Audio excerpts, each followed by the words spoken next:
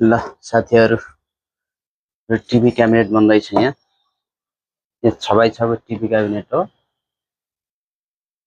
यसमा सिसा खपाउँछ। यसमा यो पुरै खण्डमा लाइट आउँछ। यसमा पनि लाइट आउँछ, यसमा पनि लाइट आउँछ, यसमा पुरै लाइट आउँछ। यो गरेर सरनी गरेर छ च्यानल वाला।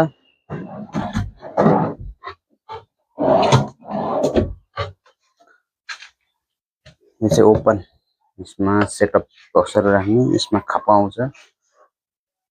यसमा टिभी को स्क्रिन बनाइन्छ, यहाँ बन्छ। यसमा चाहिँ 45 इन्ची सम्मको टिभी राख्नुहुन्छ। यसमा फिनिशिङ चाहिँ भएको छैन, फिनिशिङ गर्नु बाँकी छ। फिनिशिङ भइसकेपछि पनि भिडियो हाल्नु ल। भिडियोलाई अन्तिमसम्म हेर्नु होला है।